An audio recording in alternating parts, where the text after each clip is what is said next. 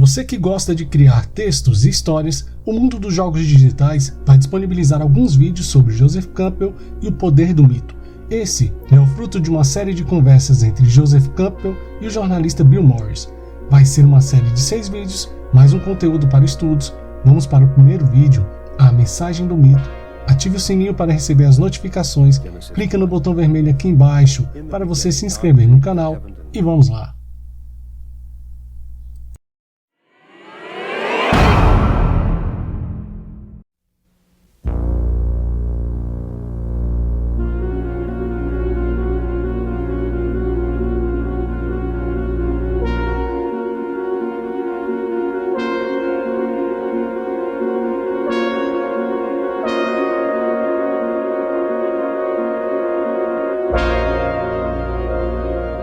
Genesis 1.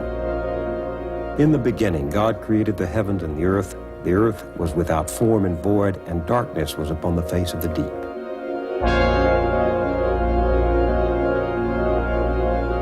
This is the song of the world from a legend of the Pima Indians.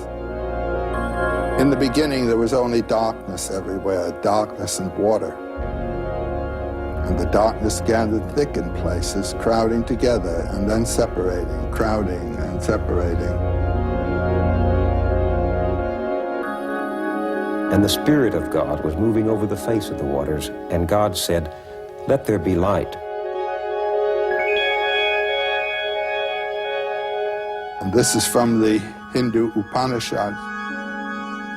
In the beginning, there was only the great self reflected in the form of a person. Reflecting, it found nothing but itself. Then its first word was, "This am I."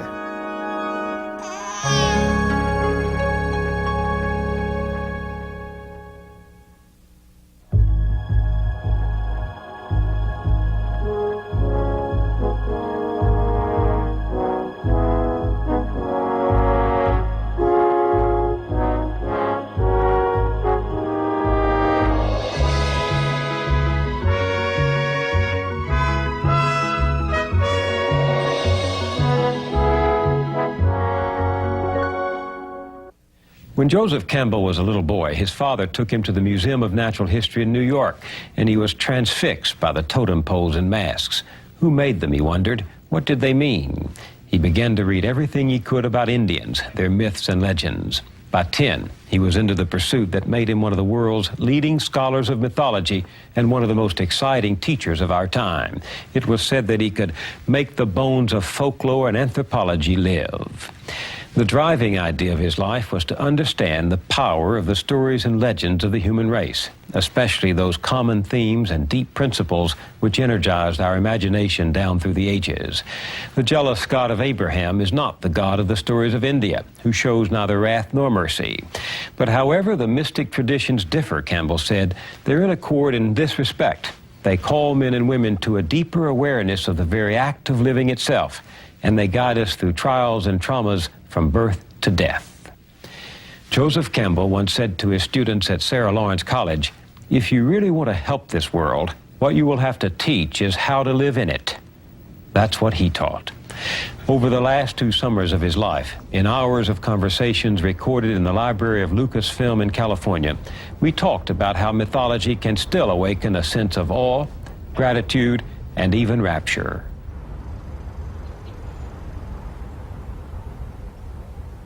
Why myths? Why should we care about myths? What do they have to do with my life?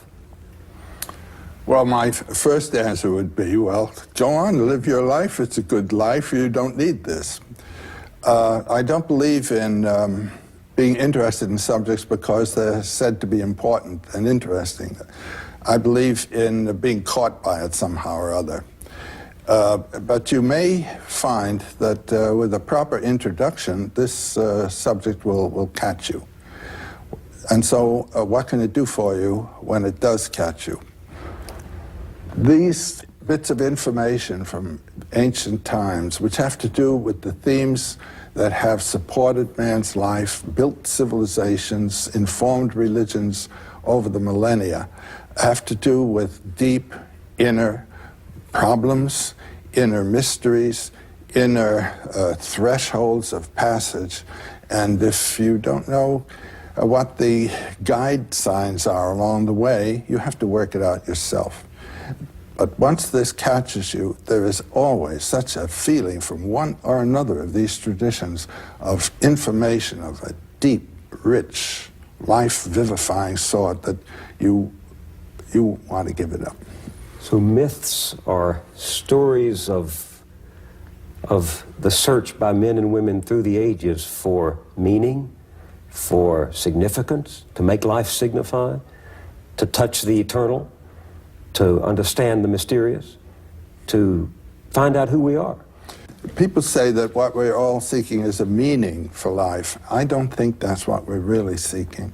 I think what we're seeking is an experience of being alive, so that the life experiences that we have on the purely physical plane will have resonances within that are those of our own innermost being and reality.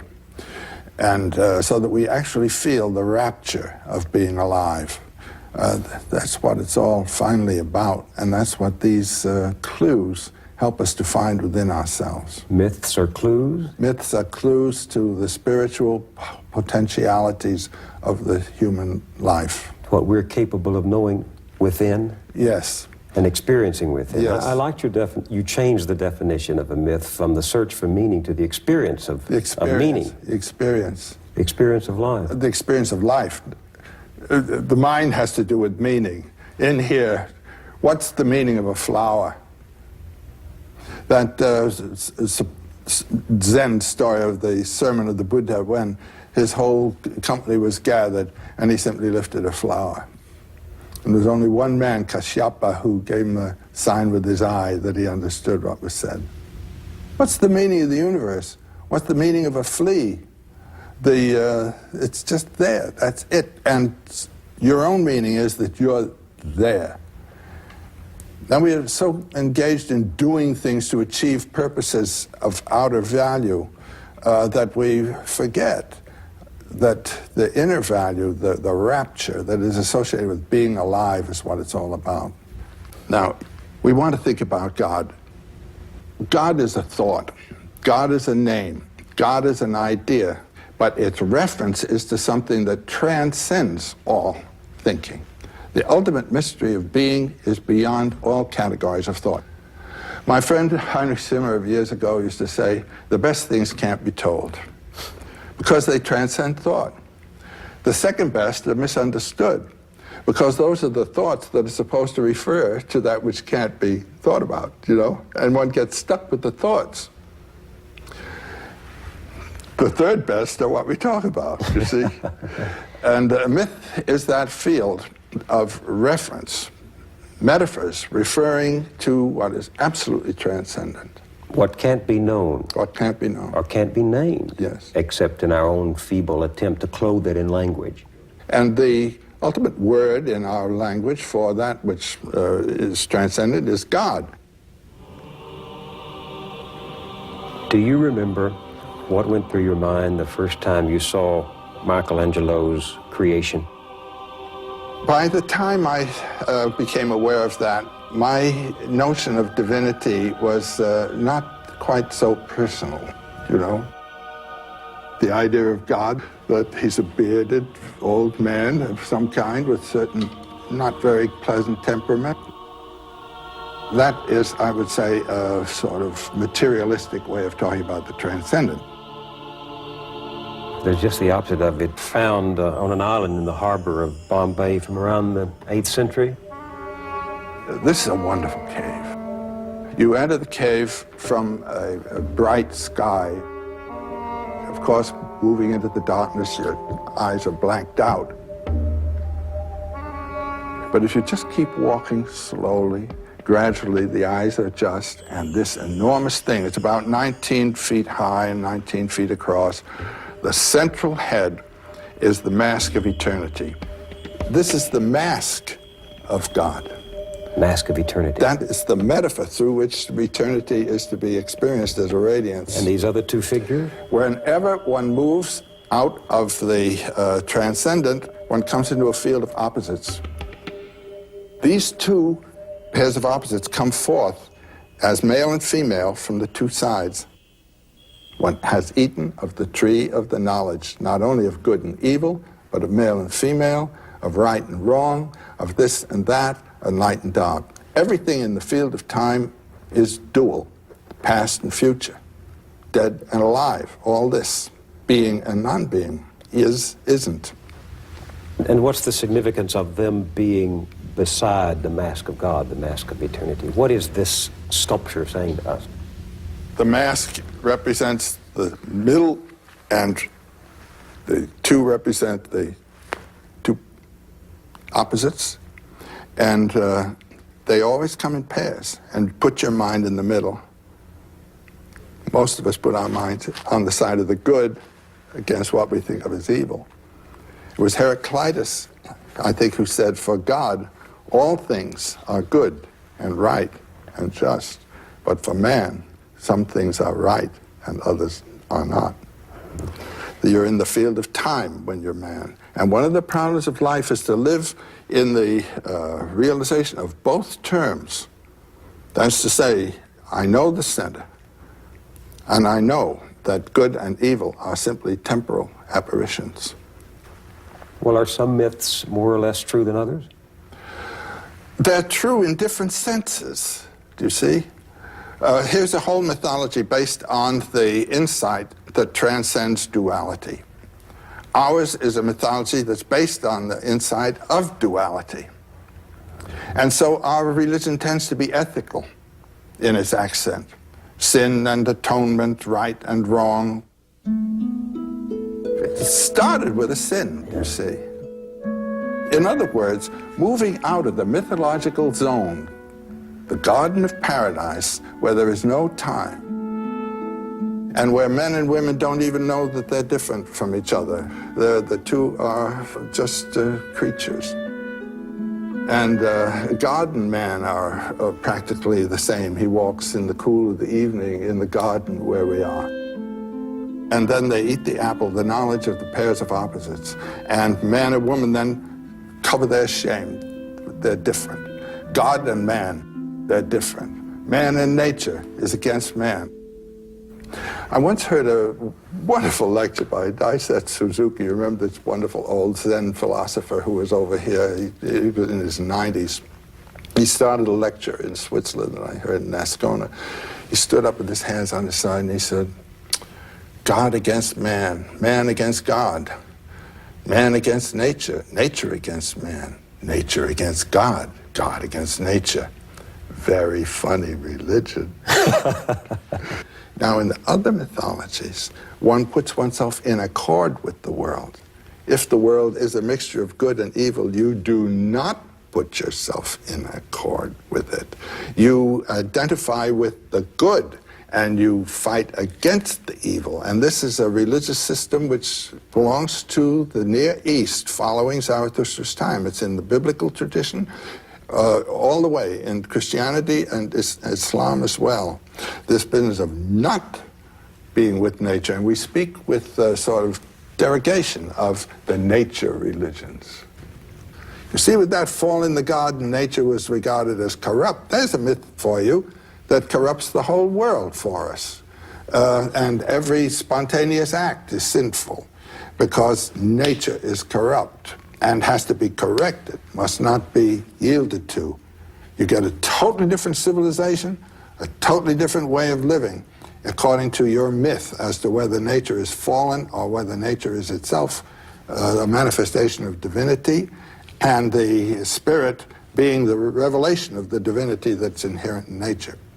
But don't you think that Americans, modern Americans, have rejected this idea, this Indian idea, this ancient idea of nature as revealing the divinity, because it would have kept us from achieving dominance over nature? Yeah, but that's the biblical condemnation of nature that they inherited from their own religion and brought with them. God is not in nature. God is separate from nature, and nature is not God. And this distinction between God and the world is not to be found in basic Hinduism or Buddhism either.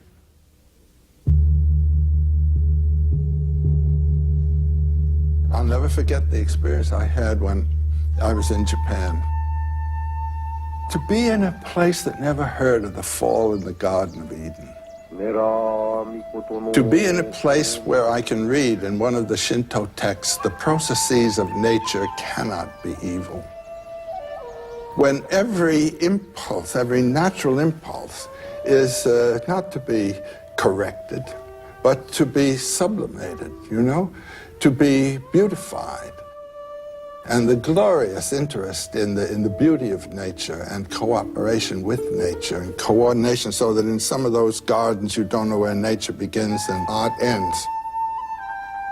This to me was a tremendous experience, and it's another mythology.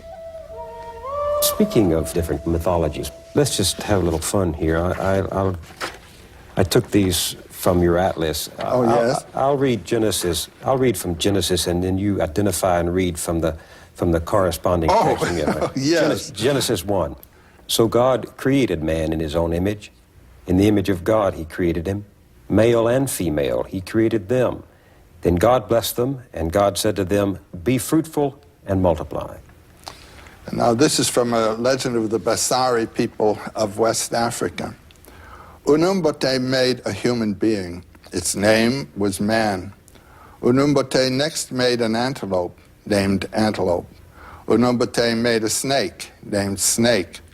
And Unumbote said to them, the earth has not yet been pounded. You must pound the ground smooth where you are sitting. Unumbote gave them seeds of all kinds and said, go plant these. And Genesis 1. And God saw everything that he had made, and behold, it was very good. And from the Upanishad, then he realized, I indeed am this creation, for I have poured it forth from myself. In that way he became this creation, and verily, he who knows this becomes in this creation a creator. That's the clincher there. Yeah. When you know this, then you've identified with the creative principle yourself, which is the God power in the world, which means in you. It's beautiful. What do you think we're looking for when we subscribe to one of these theories of creation, one of these stories of creation? What are we looking for? Well, I think what we're looking for is a way of experiencing the world in which we are living that will open to us the transcendent that informs it, and at the same time informs ourselves within it. That's what people want. That's what the soul asks for. You mean we're looking for some accord with the mystery that informs all things, that what you call that vast ground of silence, which we all share? Yes, but not only to find it, but to find it actually in our environment, in our world, to recognize it, to have some kind of instruction that will enable us to see the divine presence. In the world and in us. And in India, this wonderful Anjali, this greeting, you know what that means? No. That's the greeting of prayer, isn't it? That's what we use for prayer. They greet you with that. That's greeting the God that's in you as you come in. These people are aware of the divine presence.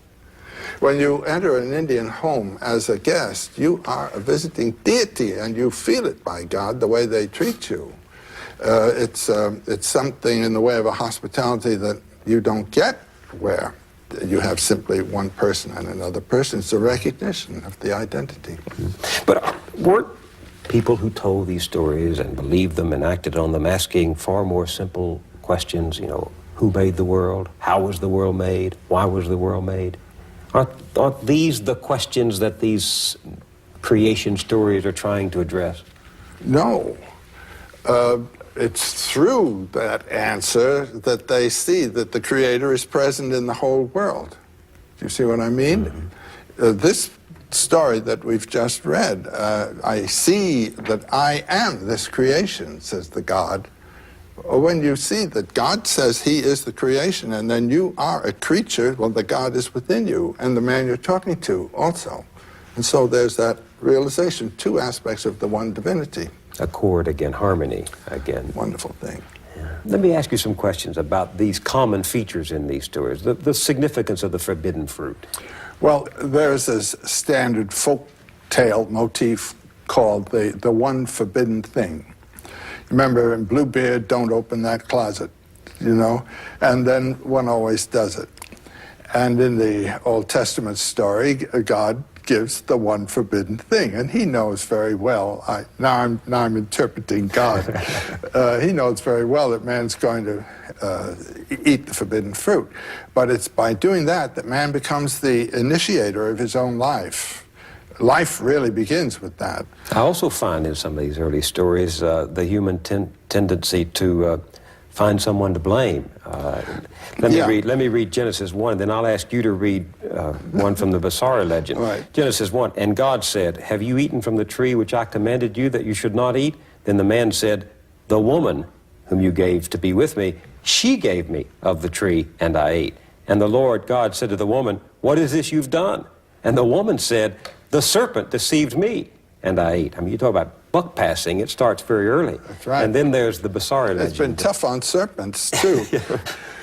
One day, snake said, we too should eat these fruits. Why must we go hungry? Antelope said, but we don't know anything about this fruit. Then man and his wife took some of the fruit and ate it. Unumbate came down from the sky and asked, who ate the fruit? They answered, we did. Unumbate asked, who told you that you could eat that fruit? They replied, snake did. It's the same story. Poor snake. It's the same What do you story. make of this? That in all of these stories, the principal actors are pointing to someone else as the initiator of the fall. Yeah, but it turns out to be snake. And snake in both of these stories is the symbol of life throwing off the past and continuing to live. Why? The power of life, because the snake sheds its skin, just as the moon sheds its shadow. The snake in most cultures is positive. Even the most poisonous thing in India, the cobra, is a sacred animal. And the serpent, the Naga, the serpent king, Nagaraja, is the next thing to the Buddha. Because the serpent represents the power of life in the field of time to throw off death. And the Buddha represents the power of life in the field of eternity to be eternally alive. Now, I saw a fantastic thing of a Burmese priestess, a snake priestess, who had to bring rain to her people by calling a king cobra from his den and kissing him 3 times on the nose. There was the cobra, the giver of life, the giver of rain, which is of life, as a divine, positive, not negative figure. The Christian story has turned it around because the serpent was the seducer. Well, what that amounts to is a refusal to affirm life. Life is evil in this view. Every natural impulse is sinful unless you've been baptized or circumcised in this tradition that we've inherited, for heaven's sakes. By having been the tempter, women have paid a great price because in mythology, some of this mythology, they are the ones who led to the downfall. Of course they did. I mean, they represent life. Man doesn't enter life except by woman. And so it is woman who brings us into the world of polarities and a pair of opposites and suffering and all. But I think it's a really childish attitude to say no to life with all its pain, you know? To say this is something that should not have been. Schopenhauer, in one of his marvelous chapters, I think it's in The World's Will and Idea, says, life is something that should not have been. It is, in its very essence and character, a terrible thing to consider. This business of living by killing and eating. I mean, it's in sin in terms of all ethical judgments all the time. As Zorba says, trouble? Life is trouble. That's it. Only death is no trouble. And when people say to me, do you have optimism about the world, how terrible it is? I said, yes, just say it's great. Just the way it is. But doesn't that lead to a rather passive attitude in the face of evil, in the face of You wrong? participate in it. Whatever you do is evil for somebody. But explain that for the audience. I mean, you say yes to that which you... Well, when I was in India, there was a man whose name was Sri Krishna Menon. and his mystical name was Atmananda, and he was in Trivandrum, and I went to Trivandrum. And I had the wonderful privilege of sitting face to face with him as I'm sitting here with you. And the first thing he said to me is, "Do you have a question?" And because the teacher there always answers questions, he doesn't tell you anything, he answers. And I said, "Yes, I have a question." I said, "Since in Hindu thinking all the universe is divine, is a manifestation of divinity itself, how could we say no to anything in the world? How could we say no to brutality, to stupidity, to vulgarity, to thoughtlessness?" And he said, "For you and me, you must say yes." Well, I had learned from my friends who were students of his that that happened to have been the first question he asked his guru, and we had a wonderful talk for about an hour there on this theme of the affirmation of the world. And it confirmed me in a feeling I had had that who are we to judge? And it seems to me that this is one of the great teachings of Jesus. Well, I see now what you mean in one respect. In some classic Christian doctrine, the world is to be despised. Life is to be redeemed in the hereafter. It is heaven where our rewards come. And if you affirm that which you deplore, as you say, you're affirming the world, which is our eternity of the moment. That's what I would say. Eternity isn't some later time. Eternity isn't a long time. Eternity has nothing to do with time. Eternity is that dimension of here and now, which thinking in time cuts out. This is it. This is my... If you don't get it here, you won't get it anywhere. And the experience of eternity right here and now is the function of life. There's a wonderful formula that the Buddhists have for the bodhisattva. The bodhisattva, the one whose being, sattva, is illumination, bodhi, who realizes his identity with eternity and at the same time his participation in time. And the attitude is not to withdraw from the world when you realize how horrible it is, but to realize that this horror is simply the foreground of a wonder. And come back and participate in it. All life is sorrowful, is the first Buddhist saying, and it is. It wouldn't be life if there were not temporality involved, which is sorrow, loss, loss, loss. That's a pessimistic note. Well, I mean, you got to say yes to it and say it's great this way. I mean, this is the way God intended it. You don't really believe that? But this is the way it is. And I don't believe anybody intended it, but this is the way it is. And Joyce's wonderful line, you know, history is a nightmare from which I'm trying to awake. And the way to awake from it is not to be afraid and to recognize, as I did in my conversation with that Hindu guru or teacher that I told you of, that all of this as it is as it has to be, and it is a manifestation of the eternal presence in the world. The end of things always is painful. Pain is part of there being a world at all. But if one accepted that isn't the ultimate conclusion, to say, well, I won't try to reform any laws or fight any battles or... I didn't say that. Isn't the logical... Couldn't one draw that, though, the philosophy of nihilism? Well, that's not the necessary thing to draw. You could say, I will participate in this row, and I will join the army, and I will go to war. I'll do the best I can. I will participate in the game. It's a wonderful, wonderful opera, except that it hurts. And that wonderful Irish saying, you know, is this a private fight or can anybody get into it? This is the way life is. And the hero is the one who can participate in it decently, in the way of nature, not in the way of personal rancor, revenge, or anything of the kind. Let me tell you one story here of a samurai warrior, a Japanese warrior, who had the duty to avenge the murder of his overlord. And he actually after some time, found and cornered the man who had murdered his overlord. And he was about to deal with him with his samurai sword when this man in the corner, in a passion of terror, spat in his face. And the samurai sheathed the sword and walked away. Why did he do that? Why? Because he was made angry. And if he had killed that man, then it would have been a personal act. It was another kind of act. That's what he had come to do. Let me tell you what happens to me when I read these stories, no matter the culture or their origin.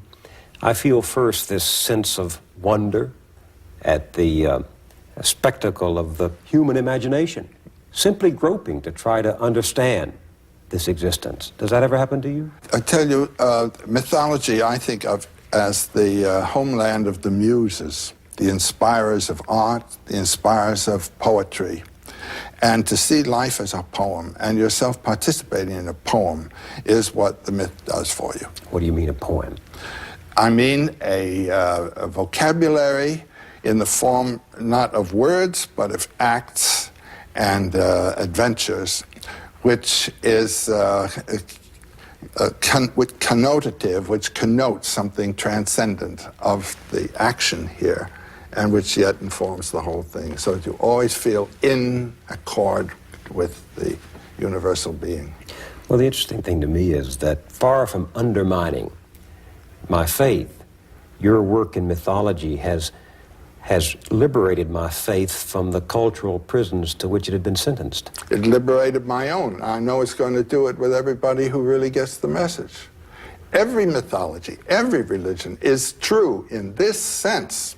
It is true as metaphorical of the human and cosmic mystery. But when it gets stuck to the metaphor, then you're in trouble. The metaphor being? Well, Jesus ascended to heaven.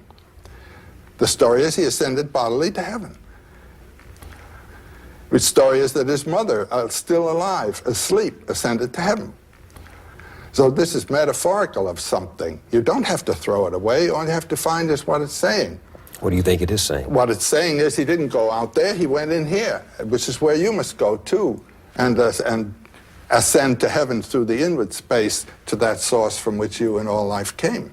That's the sense of that. But aren't you undermining one of the great cardinal doctrines of the traditional classic Christian faith, the death, the burial, and the resurrection of Jesus prefiguring our own and overcoming the body with a higher physical truth? Well, that would be what I would call the mistaken reading of the symbol. That's reading it in terms of prose instead of in terms of poetry. That's reading a metaphor in terms of the denotation instead of in terms of the connotation. You understand that? It's a purely literary problem. The poetry gets to the unseen reality. That which is beyond even the concept of reality. It's that which transcends all thought. It's putting you there all the time, and in some way giving you a line to connect with that mystery which you are. And the myths do it, by gosh, they do it. Now, according to the normal way of thinking about the Christian religion, we cannot identify with Jesus. We have to imitate Jesus, but to say, I am God, as Jesus said, is for us blasphemy.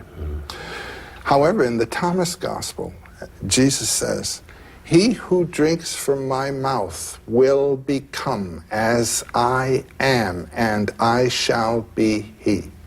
Wow. That's Buddhism. We are all manifestations of Buddha consciousness, only don't know it.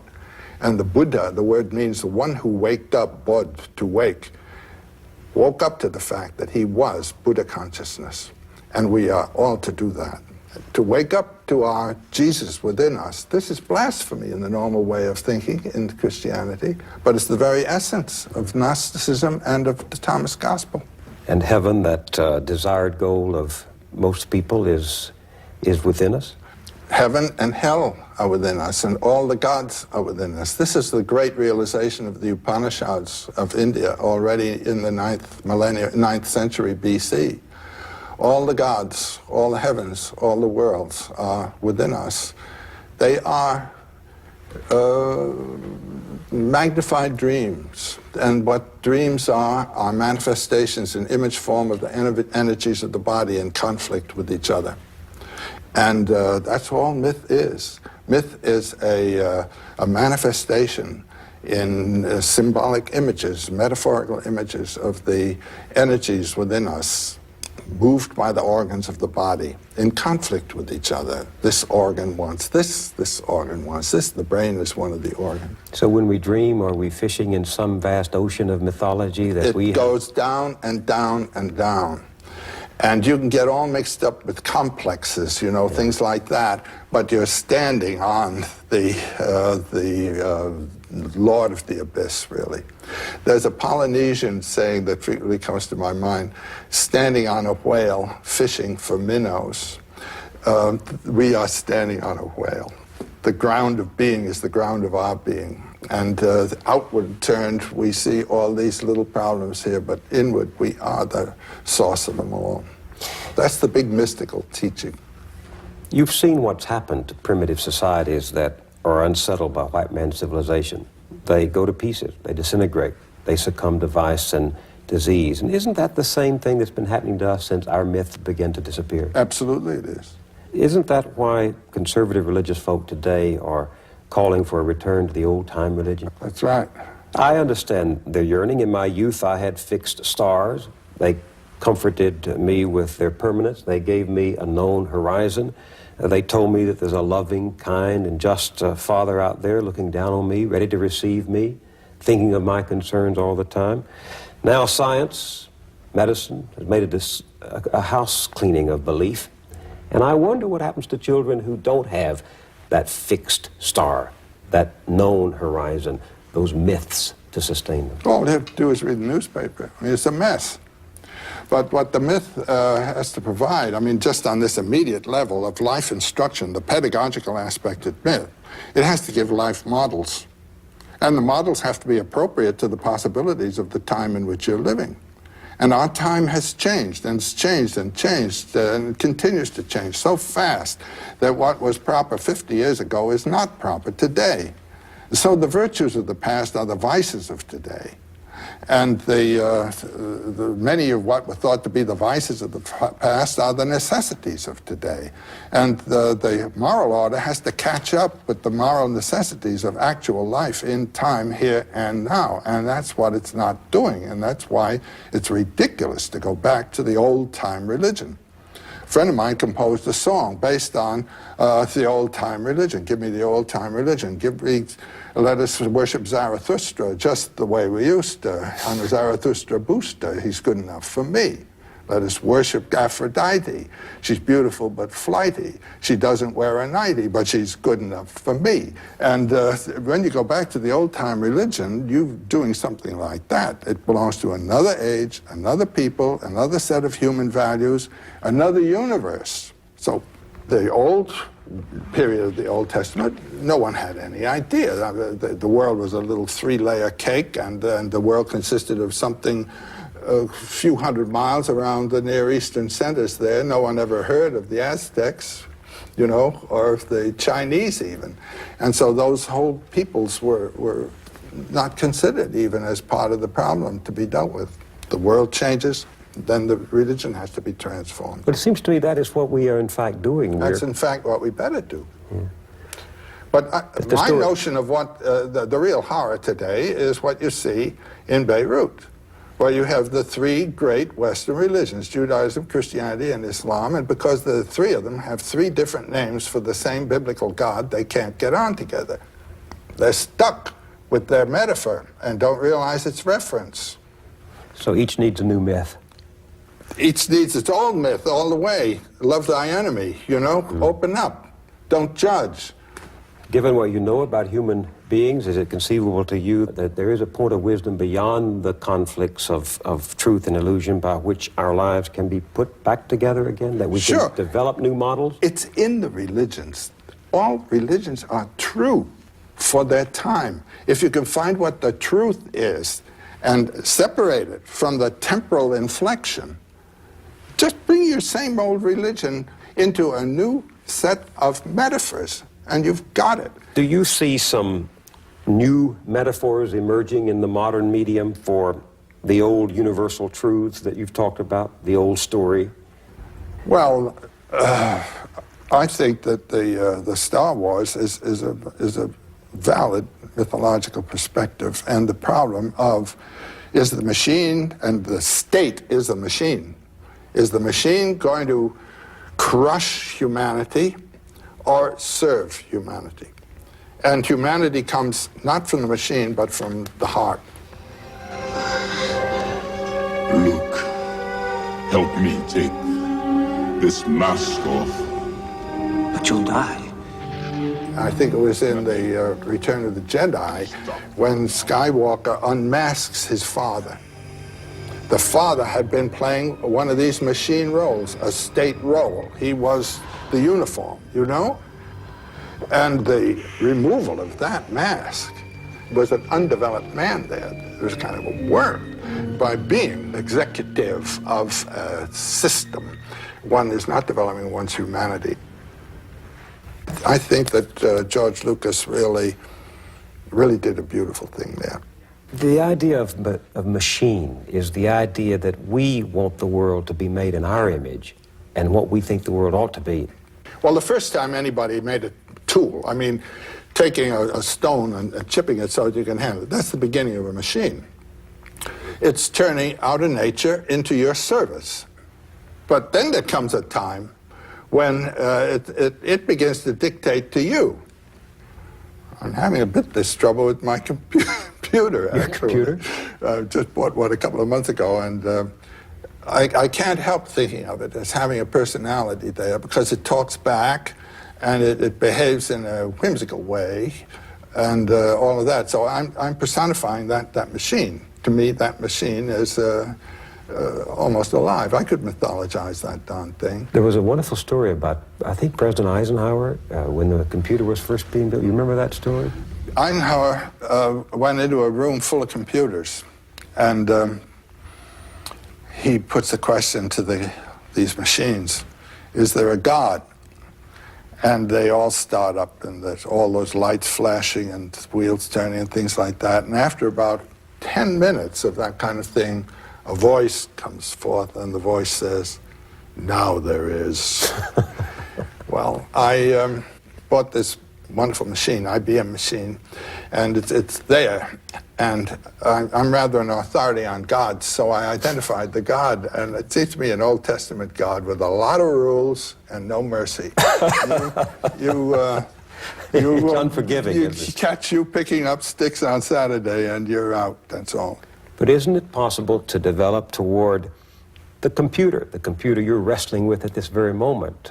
Isn't it possible to develop the same kind of attitude of the Pawnee chieftain who said that in the legends of his people, all things speak of Tarawa, all things speak of God? It wasn't a special privileged revelation. God is everywhere in his works, including the computers. Well, indeed so. I mean, the miracle of what happens on that screen, you know, have you ever looked inside one of those things? No. You can't believe it. It's a whole hierarchy of angels, all on slats. And those little tubes, those are miracles. Those are miracles. They are. One can feel a sense of awe. Well, I've had a revelation from my computer about mythology, though. You buy a certain software, and there's a whole set of signals that lead to the achievement of your aim, you know? And once you've set it for, let's say, DW3, enter, if you begin fooling around with signals that belong to another system, they just won't work, that's all. You have a system there, a code, a determined code that requires you to use certain terms. Now, similarly in mythology, each religion is a kind of software that has its own set of signals and will work. It'll work. But suppose you've chosen this one. Now, if a person is really involved in a religion and really building his life on it, he better stay with the software that he's got. But a chap like myself, who likes to play with the various softwares, I can run around, but I probably will never have an experience comparable to that of a saint. But do you think that the machine is inventing new myths for us, or that we with the machine are inventing new myths? Is the machine becoming... No, the myth has to incorporate the machine, just as the old myths incorporated the tools that people used. The forms of the tools and so forth are associated with power systems that are involved in the culture. We have not a mythology that incorporates these. The new powers are being, so to say, surprisingly announced to us by what the machines can do. We can't have a mythology for a long, long time to come. Things are changing too fast. The environment in which we're living is changing too fast for it to become mythologized. You must realize... How do we live without myths, then? Well, we're doing it. The individual has to find the aspect of myth that has to do with the conduct of his life. There are a number of services that myths serve. The basic one is opening the world to the dimension of mystery.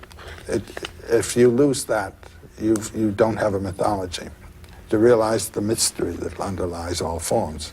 But then there comes the cosmological aspect of myth, seeing that mystery as manifest through all things. So the universe becomes, as it were, a holy picture. You are always addressed to the transcendent mystery through that. But then there's another function, and that's the sociological one, of validating and maintaining a certain society. That is the side of the thing that has taken over in our world. What do you mean? Ethical laws, the laws of life in the society, all of Yahweh's pages and pages and pages of what kind of clothes to wear, how to behave to each other, and all that. You see, in terms of the values of this particular society. But then there's a fourth function of myth, and this is the one that I think today everyone must try to relate to. That's the pedagogical function, how to live a human lifetime under any circumstances. Myth can tell you that. And there's a wonderful story in one of the Upanishads, the Brahma Vaivarta Upanishad, of Indra, this god who is the counterpart really of Yahweh. He is the god patron of a certain people and of historical life and time, with all kinds of rules for people to live by and that sort of thing. And there was a time when a great monster named Vrutra had closed all the waters of the earth. And so there was a drought, a terrible drought, and the world was in very bad condition. Well, it took this god, Indra, quite a while to realize that he had a box of thunderbolts there, and all he had to do was drop a thunderbolt in Vritra, and that would blow him up. And when he did that, of course, he blew Vritra up, and the waters flowed, and the world was refreshed. And he said, what a great boy am I. So thinking, what a great boy am I, he goes up to the cosmic mountain, which is the central mountain of the world. And so he decided he would build a new world up there, a new city, and particularly his palace was going to be a palace worthy of such as he. So he calls Vishvakarman, the main carpenter of the gods, and gives him the assignment to build this palace. So Vishvakarman goes to work, and in very quick order he gets the palace into pretty good condition, and Indra comes. But every time Indra arrived, he had bigger ideas about how big and grandiose the palace should be. Until finally Vishvakarman said, my gosh, he said, we're both immortal, and there's no end to his desires. I'm caught for life. So he decided to go to Brahma, known as the creator, and complain. Well, now Brahma sits on a lotus. This is the symbol of divine energy and divine grace. And the lotus grows from the navel of Vishnu, who is the sleeping god whose dream is the universe.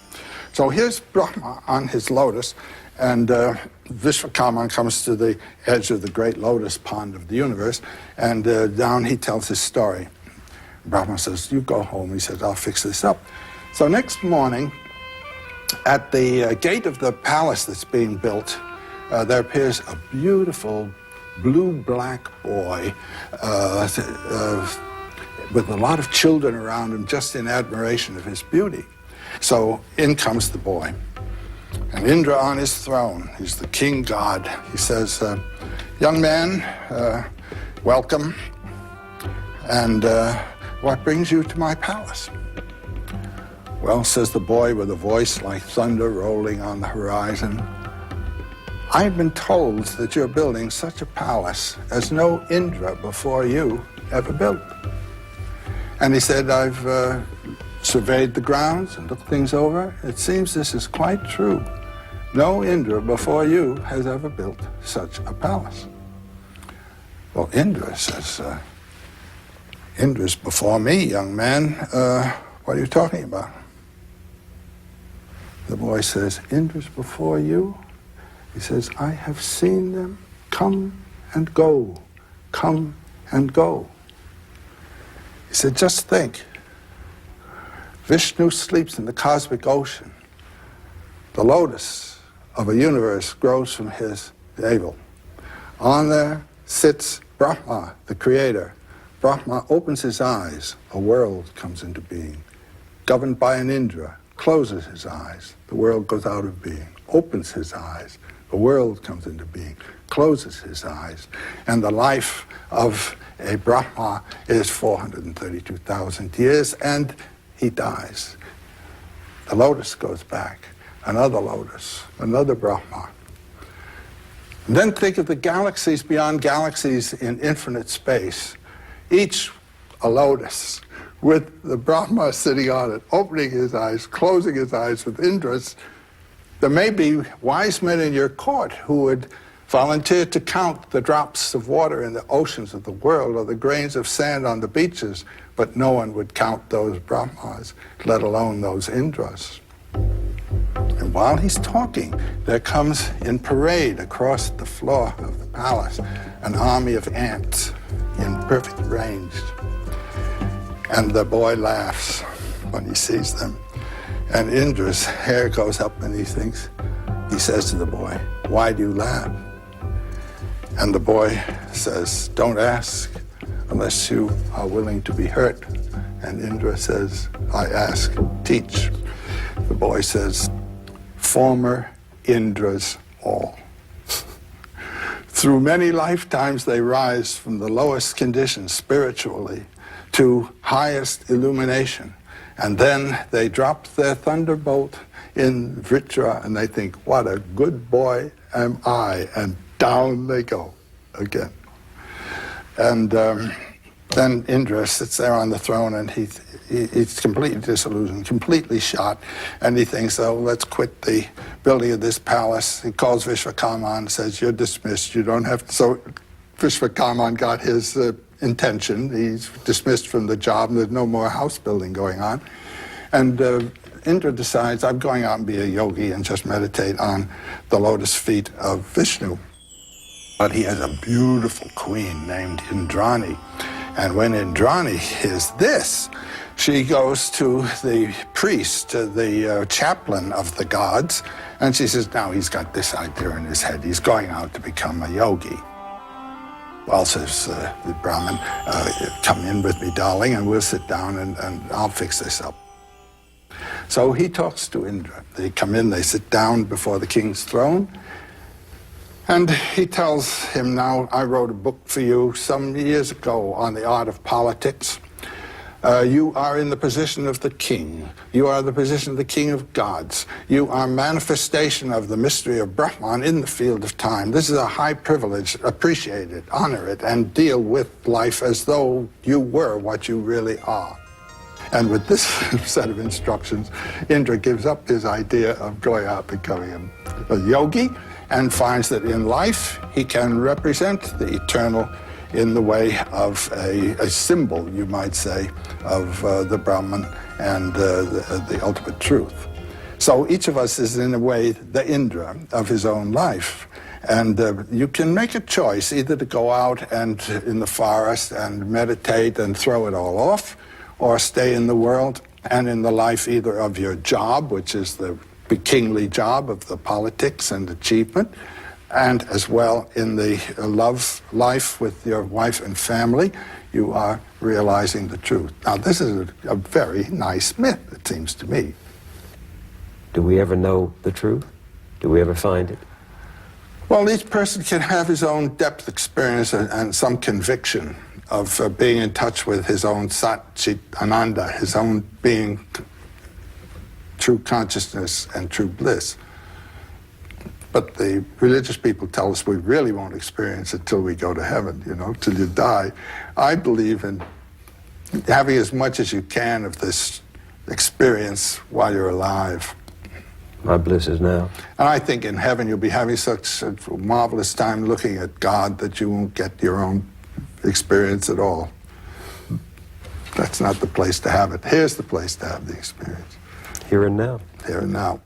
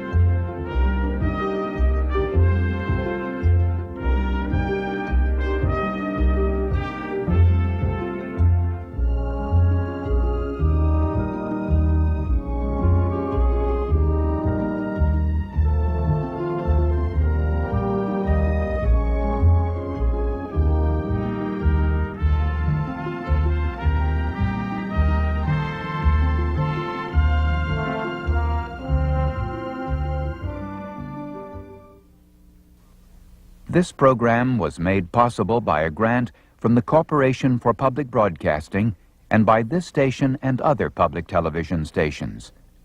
Additional funding was provided by the John D. and Catherine T. MacArthur Foundation.